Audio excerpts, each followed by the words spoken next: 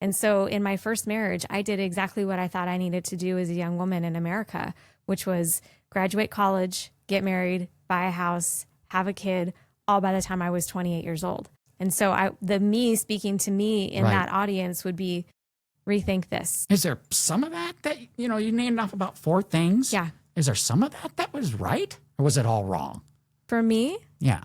I mean, you did have a child, which Well, is, can you- on your yeah. deathbed, when you look up and there he is, you're going to say, wow, that's my greatest achievement my whole life. yeah, there would be no point in regretting any of it because I am who I am today because of it. But I knew the day that I married my ex-husband that I should not have married him. Really? I knew it. I Really? knew it. But I did it anyway. Why? Programming and conditioning. Because it was the good thing to do. It was the good girl thing to do. He was a good guy. He was good enough. He loved me. I felt unlovable for some reasons. My parents approved of him. I followed the path. His parents knew my parents. It all just made sense. Made sense. It all made sense. And no, I don't regret my son. I would never regret my son. I wanted to be a mom. Right. But that marriage was doomed from the beginning. I say that about the first run around with Danny Vegas. Now that I look back at it, it was doomed to fail. It was doomed. I look back now and I'm like, that particular part of the brand and that thing. What was doomed about it? Well, something you may realize that without Danny Vegas, nothing happened. You couldn't scale it back then. Yep. You can't scale it. Yep. Could you have a Danny Vegas event if there was no Danny Vegas there? Yep. No, couldn't have a Danny Vegas show without Danny Vegas, right? So it was a fast path to burnout. Fast path to burnout? And it just, at some point, I'm just, I can get a lot deeper down the rabbit hole.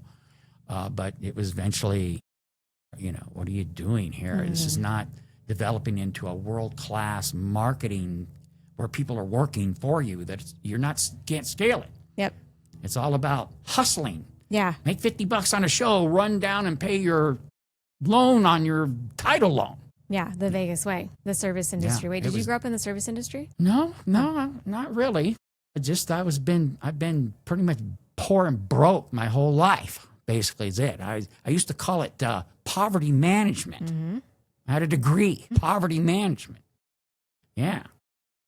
Yeah, that's a whole show in itself, Lisa Chastain. Yeah. Well, and one of the reasons why I am where I am in my industry and the voice that I have in my industry is because there are way too many financial experts that are just teaching people how to manage their poverty by budgeting.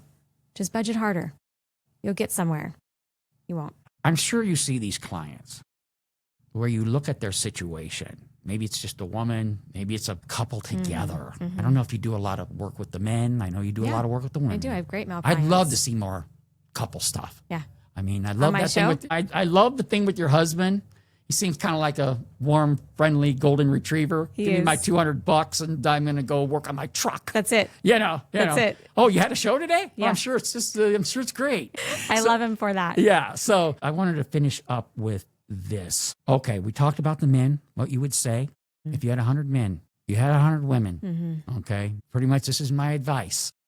So I want you to tell me in the last segment, what basically, where does my friend, the person that I'm a fan of, who I literally sit and watch her videos with women talking about women and money and stuff. Where are we in 5 years? When I invite you back to the Danny Vegas live show and I'm 70, that's scary. Where are you going to be? I will be the top voice for people in money and trying to figure out their personal finances. There's so much that goes into it. I work with business owners. We can get into strategy all day long.